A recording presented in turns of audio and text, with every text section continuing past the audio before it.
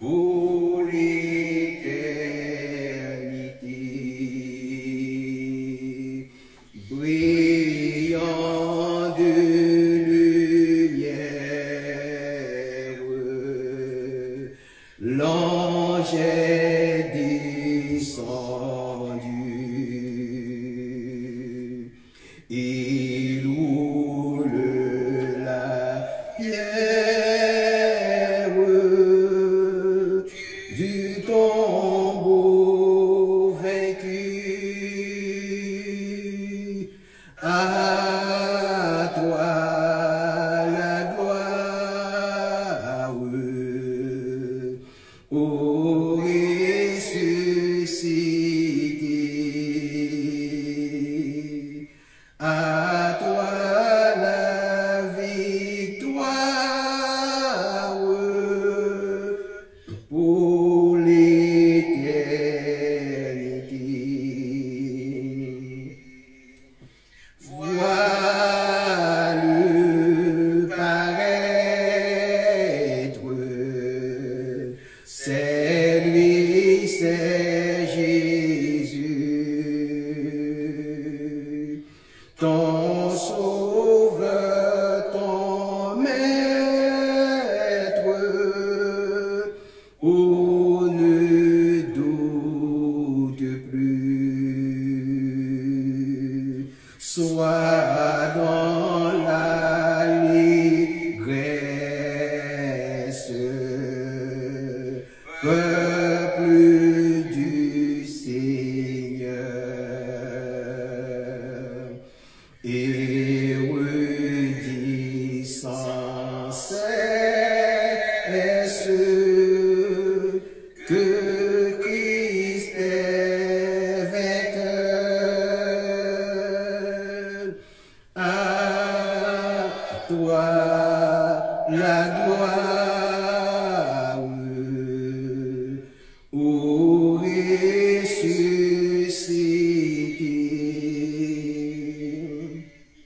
À toi la victoire pour l'éternité. Craindrai-je encore? Il vit à jamais, celui que j'adore, le prince du Père. Même ma victoire, mon puissant soutien, ma vie et ma gloire. Non, je ne crains rien. À toi la gloire, ô ressuscité.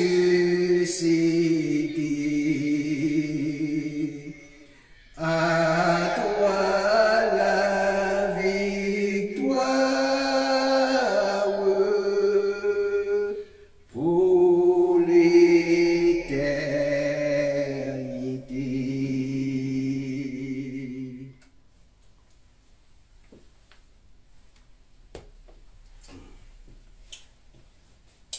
Nous bénissons celui qui nous a sauvés, celui qui nous a appelés des ténèbres à son admirable lumière. C'est lui que nous glorifions cet après-midi. Et je voudrais partager avec vous un texte de l'évangile de Matthieu. C'est dans Matthieu 14. Je vais lire le verset 26, 27, 28, 29 Voilà, Matthieu 14. Matthieu 14, à partir du verset 26. Quand les disciples le virent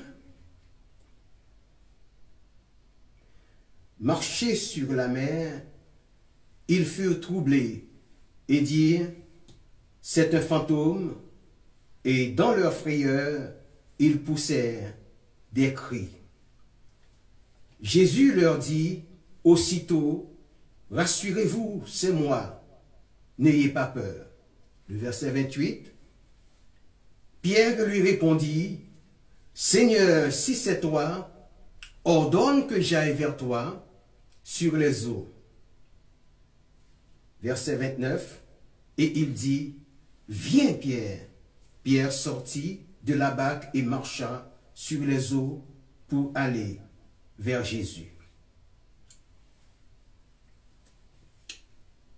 Dans le contexte du Nouveau Testament, Matthieu 14, verset 28, se présente comme un moment clé qui illustre la foi et le doute, ainsi que la relation entre Dieu et l'homme. Ce verset qui se situe dans le récit de la marche de Jésus sur les eaux met en lumière la figure de Pierre, un disciple dont les actions et les paroles résonnent profondément dans les pensées collectives chrétiennes.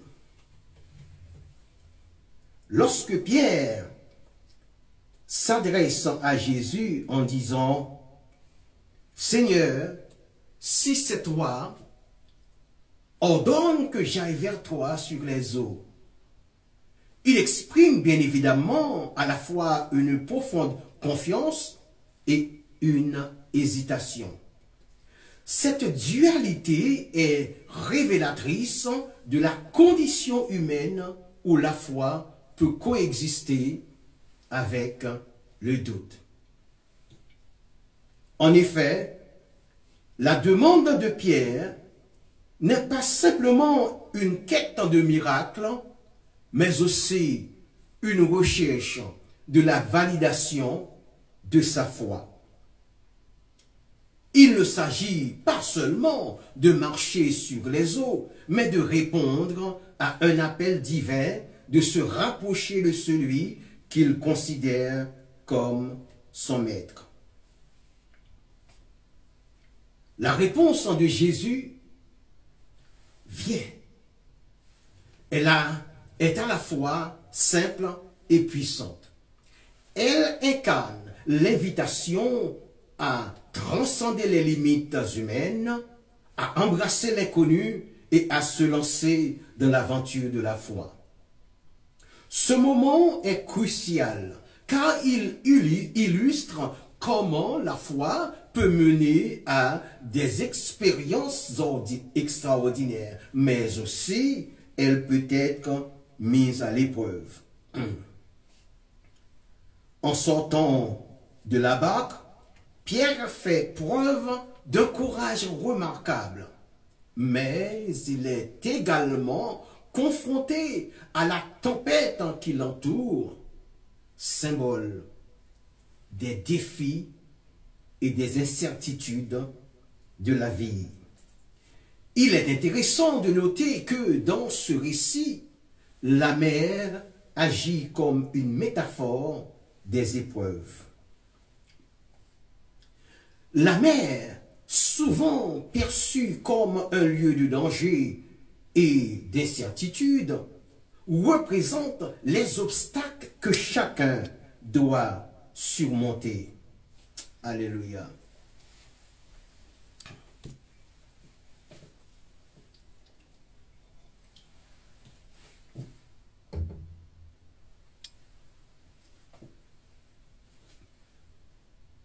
Pierre, en marchant sur les eaux, incarne l'idée que la foi peut permettre de surmonter ces obstacles. Il est également un rappel que la foi n'est pas toujours inébranlable. En effet, lorsque Pierre commence à douter, il commence à couler, ce qui souligne la fragilité de la foi humaine face aux tempêtes de la vie. Ce passage invite à une réflexion plus large sur la nature de la foi et de la confiance. Il pose la question de savoir comment chacun d'entre nous réagit face à l'inconnu et aux défis. La démarche de Pierre peut être vue comme un modèle de courage, mais aussi comme un avertissement sur la nécessité de maintenir sa foi, même lorsque les circonstances semblent défavorables. La dynamique entre la foi et le doute est ainsi mise en lumière, illustrant que la foi n'est pas un état statique, mais un processus dynamique, souvent accompagné de luttes intenses. En effet, Matthieu 14, verset 28, offre une riche matière à réflexion sur la foi, le doute et la relation entre l'homme et Dieu. À travers l'exemple de Pierre, ce verset nous rappelle que la foi peut nous pousser à agir, à sortir de notre zone de confort. Alléluia.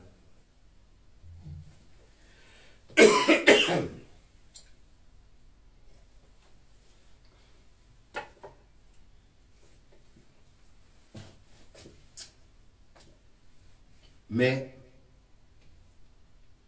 qu'elle nécessite également une vigilance constante pour ne pas se laisser submerger par les tempêtes de la vie. Cette interaction entre l'humain et le divin, entre la certitude et l'incertitude, continue de résonner dans les cœurs et les esprits de celles et ceux qui cherchent à comprendre leur propre cheminement spirituel. Sur ta parole, je viens vers toi, répondit Pierre, les yeux fixés sur Jésus.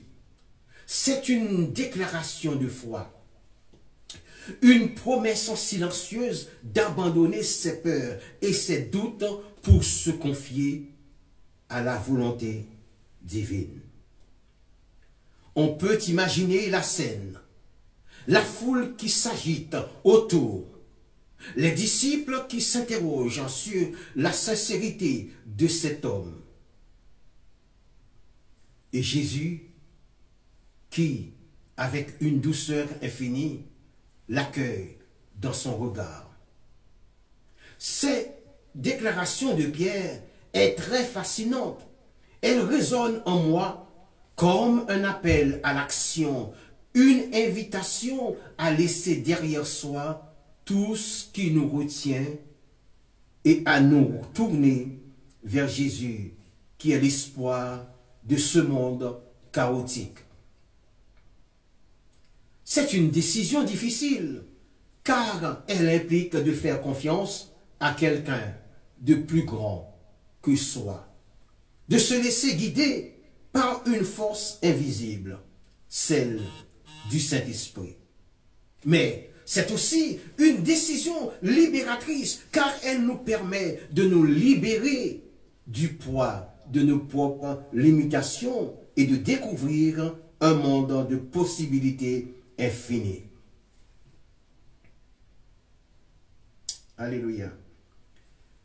Frères et sœurs, amis, vous qui êtes sur les réseaux, je vous prie de ne pas m'appeler, de ne pas lancer des invitations parce que je suis en direct et je ne peux pas vous répondre. Merci de votre compréhension. L'homme qui prononce ces mots n'est pas un héros, il est simplement un être humain qui a choisi de faire confiance à Jésus. C'est cette simplicité qui rend son témoignage si puissant. Il ne sait pas ce qu'il attend, mais il est prêt à suivre Jésus, à se laisser guider par sa parole. C'est une attitude qui devrait nous inspirer tous. Dans notre monde moderne, il est difficile de se perdre dans le bruit et la confusion.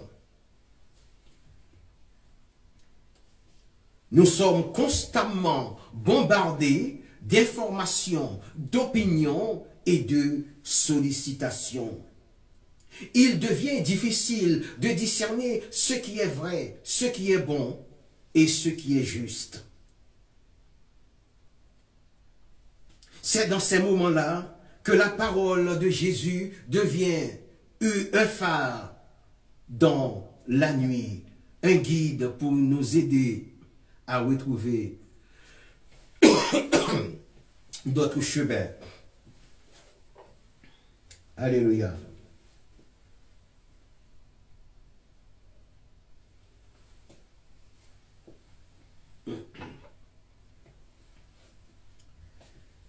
Sur ta parole, je viens vers toi. Oh oui, est un appel à la foi, à la confiance et à l'abandon. C'est une invitation à se laisser guider par quelqu'un de plus grand que soi, à se libérer des chaînes de nos propres peurs et de nos propres limitations. C'est une décision qui peut changer notre vie, une décision qui peut nous conduire à la paix et à la foi. L'invitation de Jésus à Pierre dans cette circonstance s'appelle le Rhéma. Cette invitation à caractère personnel, souvent désignée sous le terme de Rhéma, revêt une signification profonde et complexe dans le contexte de la théologie chrétienne. Le concept de Rhéma, qui se distingue du Logos, représentant une parole vivante, une révélation spécifique et personnelle de Dieu, activée par le Saint-Esprit pour un but particulier. Dans cette perspective, il est essentiel de comprendre comment cette invitation s'inscrit dans le parcours spirituel de Pierre et, par extension, dans celui de tout croyant. En tant que chrétien, on ne peut percevoir que l'invitation de Jésus à Pierre ne se limite pas à un simple appel de le suivre. En tant que chrétien, on peut percevoir que l'invitation de Jésus à Pierre ne se limite pas à un simple appel à le suivre. Elle incarne une dynamique de transformation et de mission. Pierre, un pécheur de Galilée, est appelé à devenir un pécheur d'hommes. Une métaphore qui illustre la vocation de chaque disciple à partager la bonne nouvelle. Cette transition de la vie ordinaire à une existence consacrée à la spiritualité et à la communauté chrétienne est emblématique du Rhéma. Il s'agit d'une parole qui, bien que prononcée dans un contexte historique précis, résonne à travers les âges, touchant le cœur de celles et ceux qui cherchent un sens à leur vie. Dans une analyse plus approfondie, il est pertinent de considérer le rôle du Saint-Esprit dans l'activation de cette parole. Le rhéma, en tant que révélation, en tant que parole vivante, est souvent perçu comme une réponse divine aux besoins et aux aspirations des croyants. Ainsi, lorsque Jésus s'adresse à Pierre, il ne lui offre pas seulement une mission, loin de là, mais il lui confère également une identité nouvelle, une place au sein d'un projet divin plus vaste. Cette notion d'identité est cruciale car elle souligne que chaque individu, à travers sa propre expérience de foi, peut recevoir un rhéma qui lui est propre, l'invitant à agir et à se transformer. Il est intéressant de noter que cette invitation n'est pas exempte de défis. Pierre, tout au long de son parcours, fait face à des moments de doute et de faiblesse. Cela illustre que le chemin de la foi est souvent semé d'embûches, mais que le rhéma, en tant que parole vivante, offre une lumière dans l'obscurité. La capacité de Pierre à répondre à cet appel, malgré ses imperfections, témoigne de la grâce divine qui accompagne chaque croyant dans sa quête spirituelle. En somme, l'invitation de Jésus à Pierre, en tant que manifestation du rhéma, alléluia, est une illustration puissante, alléluia, de la manière dont la parole de Dieu peut transformer des vies. Elle invite à une réflexion sur la nature de l'appel divin et sur la manière dont chaque individu peut, à travers sa propre expérience, peut découvrir et vivre son propre rhéma.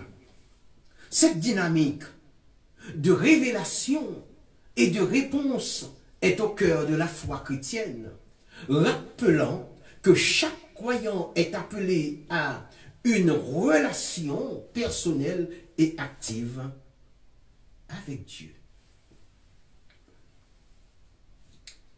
Matthieu 14, verset 29, que nous explique ce verset. À première vue, l'image de Pierre marchant sur les eaux tumultueuses peut sembler incroyable, presque fantastique. Cependant, à une analyse plus profonde, ce moment peut être interprété comme une représentation symbolique de la foi humaine.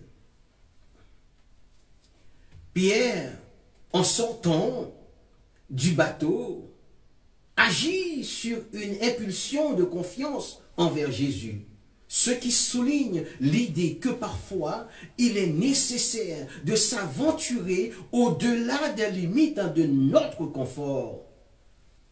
Dans ce contexte, il est intéressant de considérer comment notre propre foi peut nous pousser à agir, même lorsque les circonstances semblent défavorables. L'expérience de Pierre peut également être perçue comme un reflet de la condition humaine. En marchant sur l'eau, Pierre fait face à un défi qui, bien que divin, est aussi très humain. Il éprouve une confiance initiale, mais cette confiance se heurte rapidement à des doutes et à des peurs alors qu'il prend conscience des vagues et de la tempête environnante. Ce retournement illustre la fragilité de la foi, un thème universel que beaucoup d'entre nous peuvent reconnaître dans nos propres vies. Lorsque les défis se présentent, il est fréquent de vaciller, de douter et même de perdre vue ce en quoi l'on croit. Ce passage touche également la notion de soutien spirituel. Alors que Pierre commence à sombrer, il appelle à l'aide et Jésus intervient immédiatement. Cette action souligne l'idée que même dans nos moments de faiblesse, il existe une présence bienveillante prête à nous secourir. La dynamique entre Pierre et Jésus peut être perçue comme un modèle de la relation entre l'être humain et le divin, où la foi est vulnérable, où la foi vulnérable coexiste, où la foi et la vulnérabilité plutôt coexistent.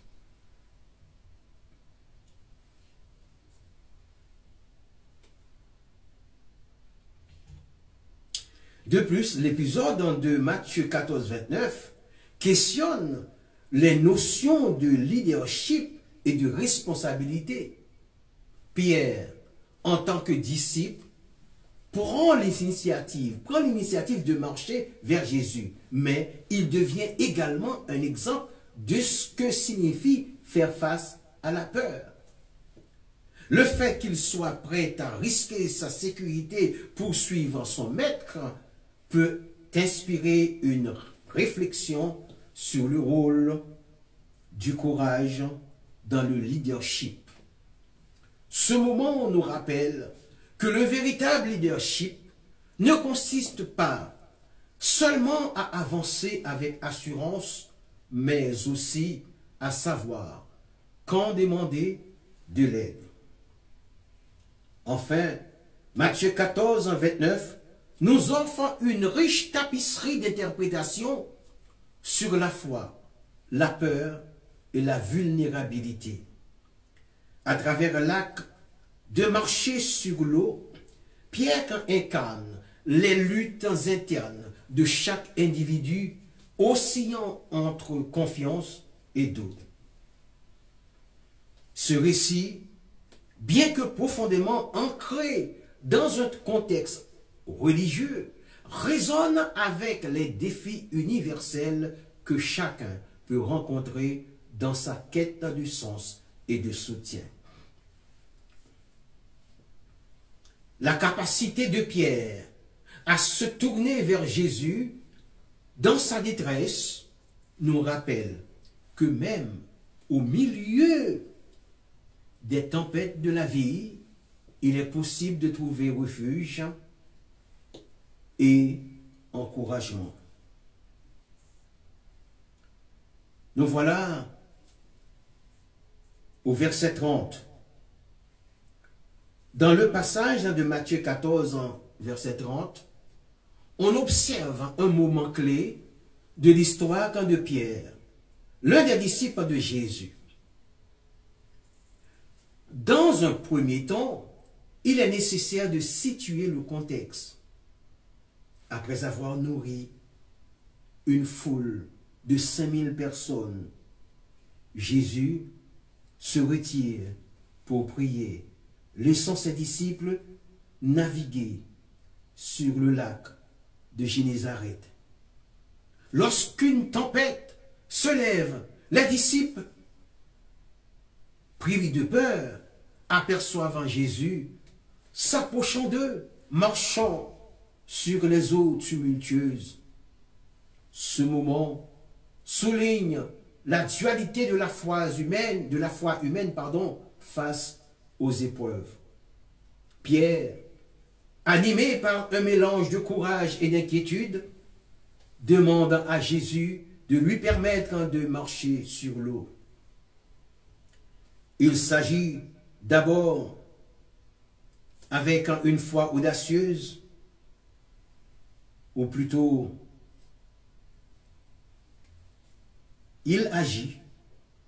Pierre agit d'abord avec une foi audacieuse, symbolisant ainsi la quête spirituelle de l'homme.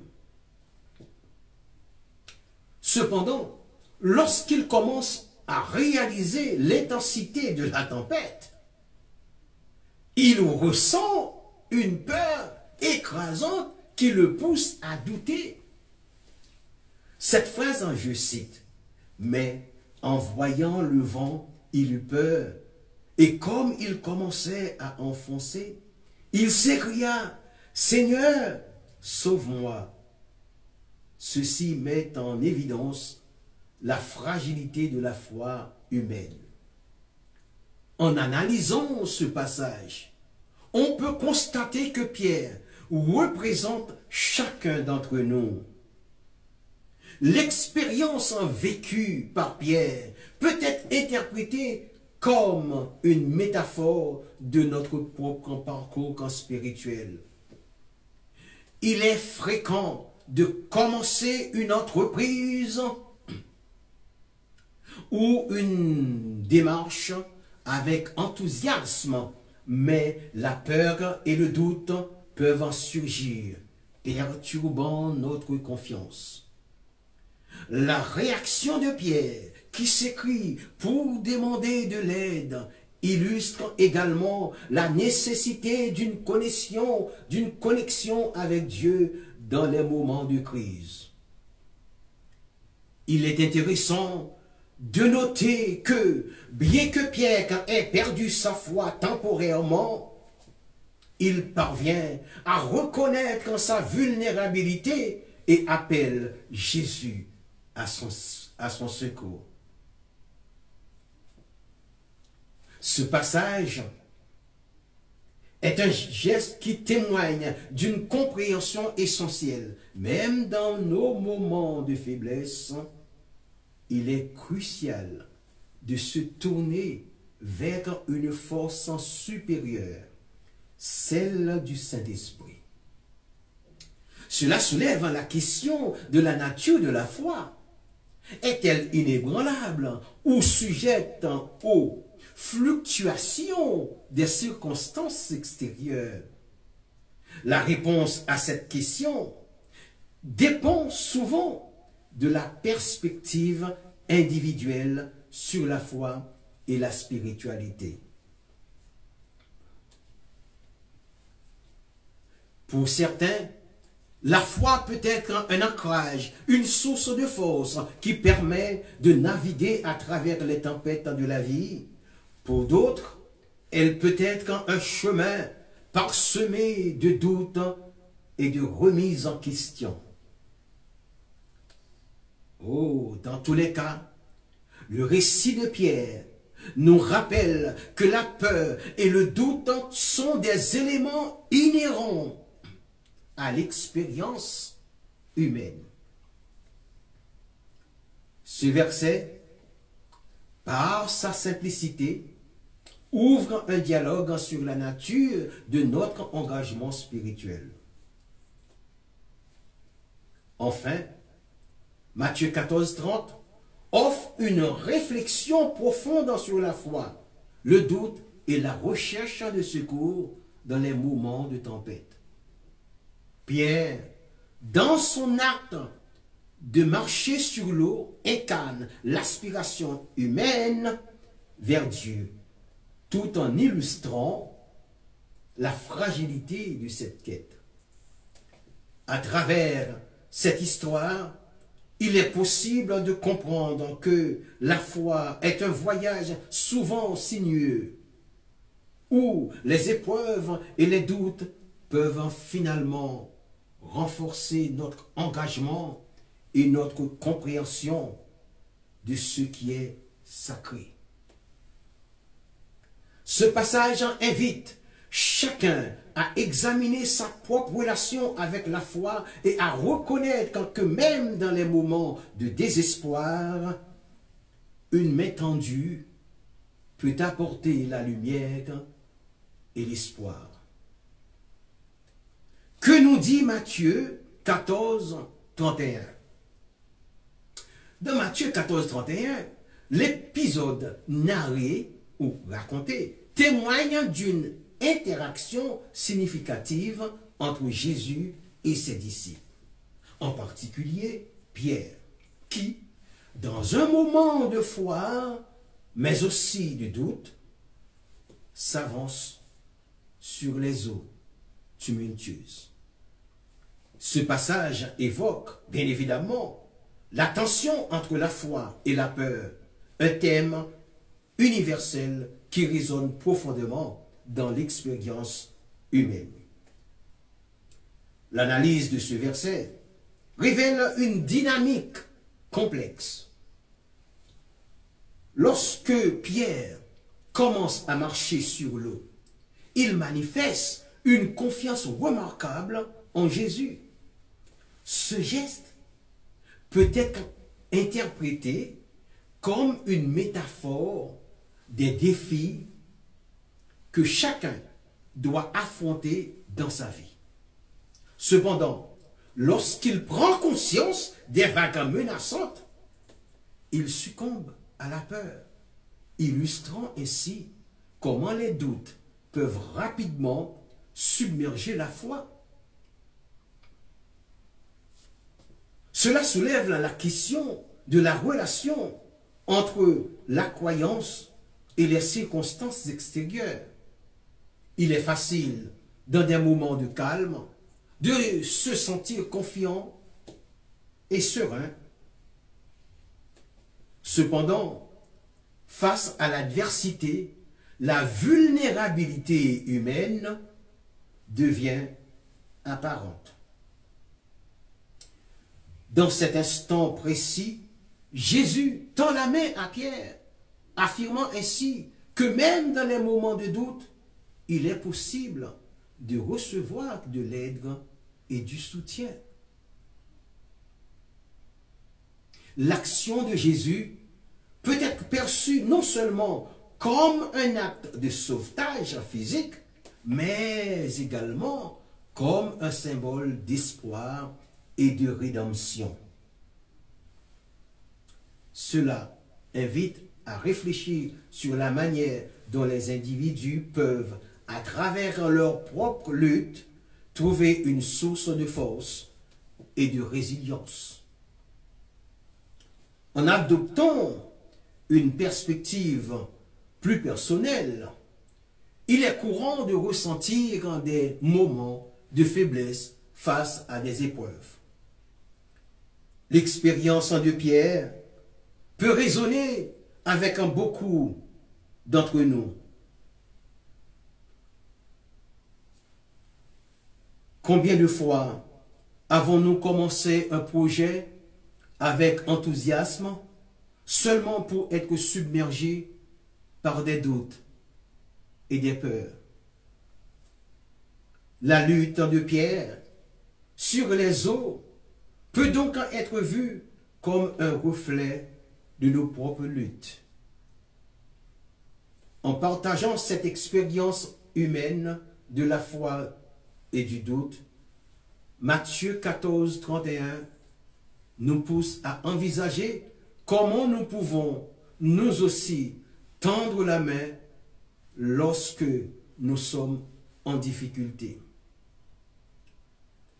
Par ailleurs, l'interaction entre Jésus et Pierre souligne également l'importance de la communauté dans la foi. Les disciples, bien qu'inquiets, sont témoins de cet événement.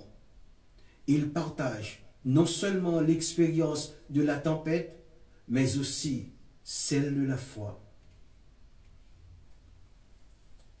Cela rappelle que les chemins de chacun sont souvent interconnectés. Apporter du soutien aux autres, tout en recevant de la force à travers leurs expériences, est essentiel pour naviguer dans les incertitudes de la vie. Alors, Matthieu 14, 31 nous invite à réfléchir sur notre propre parcours de foi, sur la manière dont nous faisons face aux tempêtes de la vie et sur la façon dont nous pouvons à la fois offrir et recevoir du soutien. Cette interaction entre Jésus et ses disciples est à la fois un appel à la foi et un rappel de notre humanité marquée par des moments de lumière et d'ombre. Il est essentiel de reconnaître que la foi n'est pas l'absence de doute, mais plutôt la capacité de se relever et de continuer, même lorsque les eaux deviennent tumultueuses.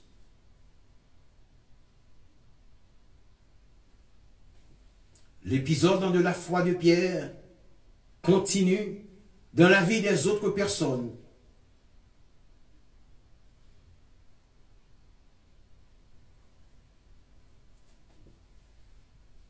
Cet épisode dépeint dans les versets 32 à 33 nous interpelle.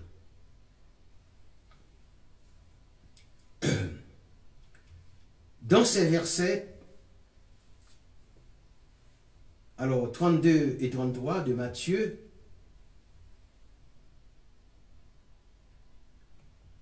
alléluia,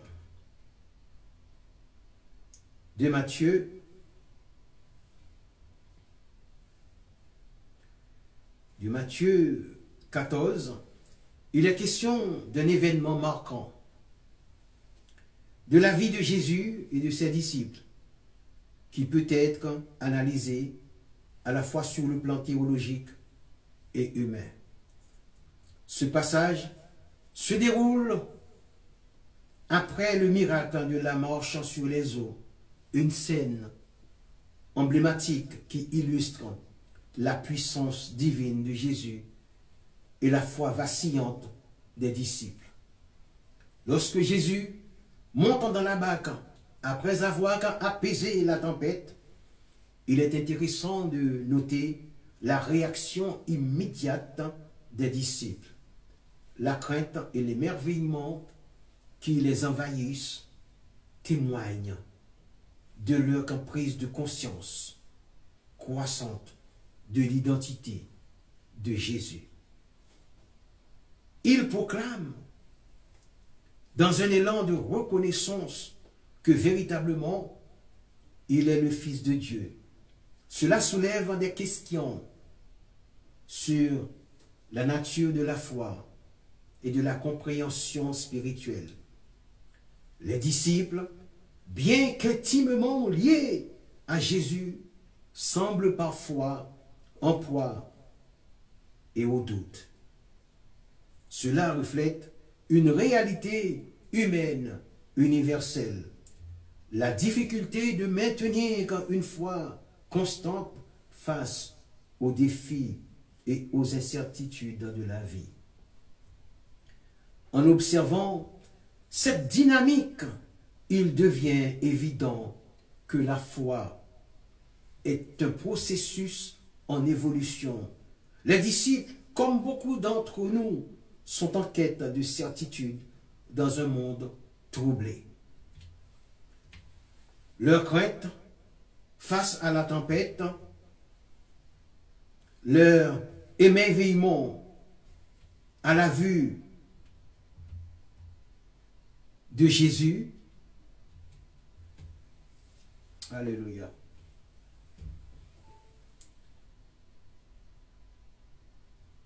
à la vie de Jésus sur les eaux révèle un mouvement intérieur et complexe. Ce passage en suggère que la rencontre avec Jésus peut bouleverser nos perceptions et nous pousser à considérer nos croyances comme les plus profondes. La foi ne se manifeste pas toujours par une assurance inébranlable. Elle peut également être teintée de questionnements et de luttes intérieures. Alléluia. Il est également pertinent de réfléchir à la manière dont ce récit s'inscrit dans la tradition chrétienne. La déclaration des disciples que Jésus est le Fils de Dieu ne représente pas uniquement une reconnaissance de son identité, mais aussi une affirmation de leur propre transformation spirituelle. En effet, la foi, dans ce contexte, est présentée comme une réponse à une révélation. La rencontre avec le Christ engendre une prise de conscience qui va au-delà de la simple observation des miracles. Elle invite à une relation personnelle et profonde avec un Dieu. Dans la perspective de Matthieu, ce passage constitue un moment clé dans la révélation de la messianité de Jésus. Il souligne l'importance de la foi dans la vie des croyants et la manière dont celle-ci peut être renforcée par les expériences vécues. À travers les âges, ce récit a inspiré de nombreuses réflexions sur la nature de la foi, son développement et les défis qui l'accompagnent.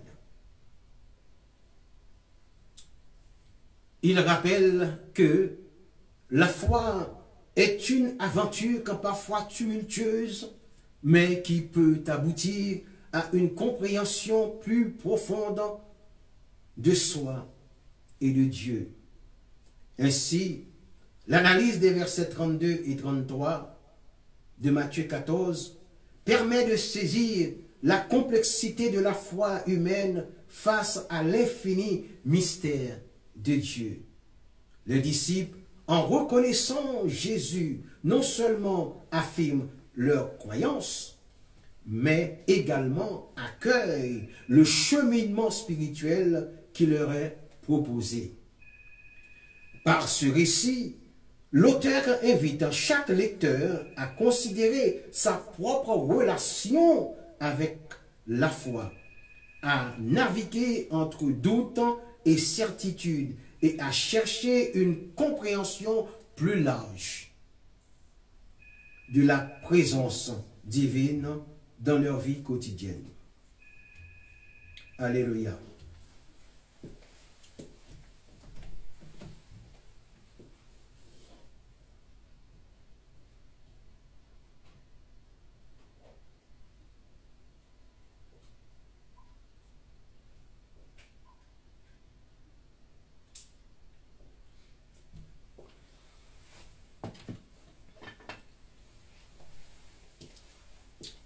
Alléluia.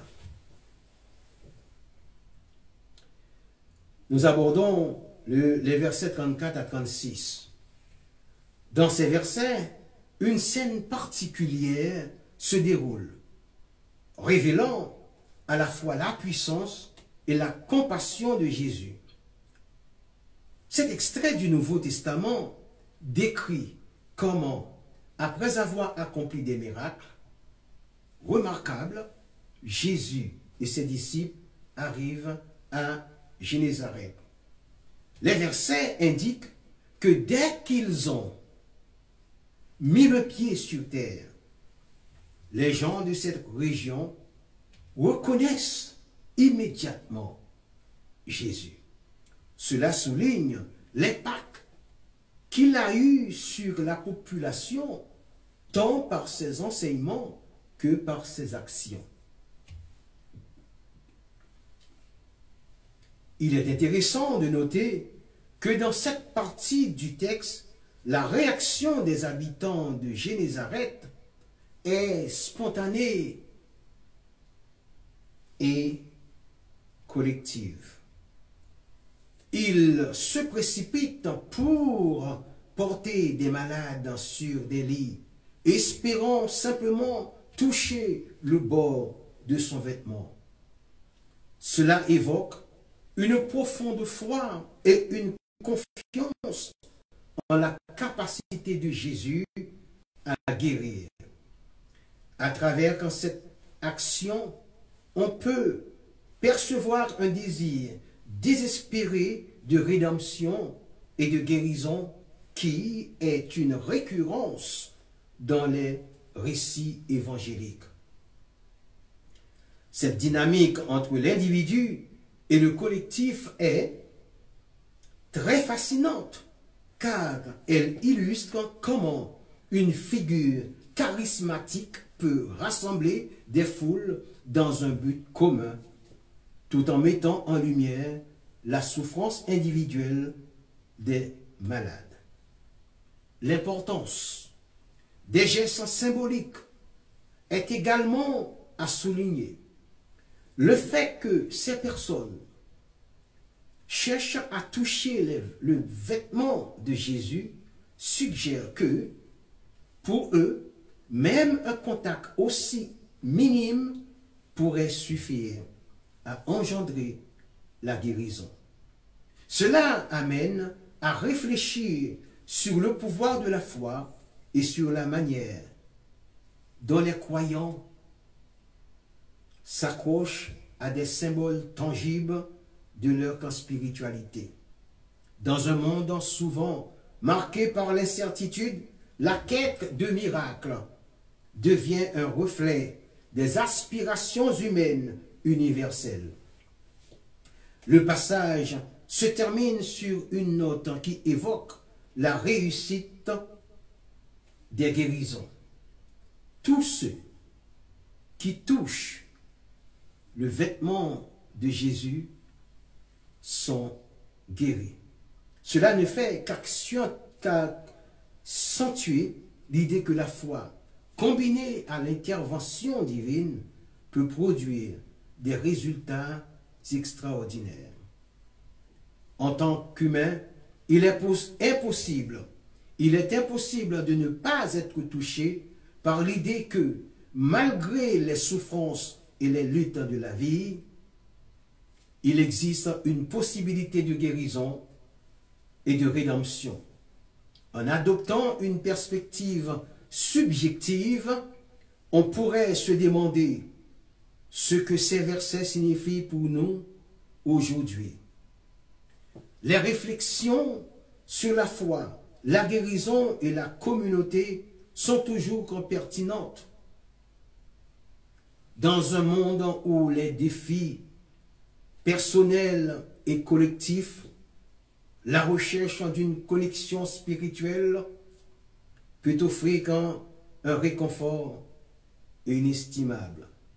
Ainsi, cette scène de Matthieu nous invite non seulement à contempler la puissance de Jésus, mais également à réfléchir sur notre propre quête de sens et de guérison dans nos vies contemporaines. Chers amis, il existe une autre extension de la foi. Celle-ci est plus importante, c'est celle d'accepter le Christ sans l'avoir vu, celle de confesser son nom comme Seigneur et Sauveur. Vous avez entendu sûrement parler de Napoléon Bonaparte et vous avez cru aveuglement en ses exploits. De la même façon que l'histoire vous fait croire en lui, c'est-à-dire en Napoléon Bonaparte, C'est de la même manière que la Bible, le livre des livres, vous montre le Seigneur Jésus. Frères et sœurs, chers amis, qu'il vous vienne en aide selon la mesure de votre foi. Amen. Seigneur, quand ton serviteur, quand vient de prononcer ta parole, une parole libératrice, Seigneur, quand permet qu'elle apporte du fruit dans le cœur quand de celles et ceux qui viennent de l'écouter et qui l'écouteront après. Seigneur, je me réjouis d'être ton humble serviteur. Tu m'as permis, tu m'as donné une noble tâche. Et Seigneur, c'est un privilège pour moi de parler de ta part, de parler de la part de l'Esprit Saint. Que ton nom soit béni, que ton nom soit exalté au siècle des siècles.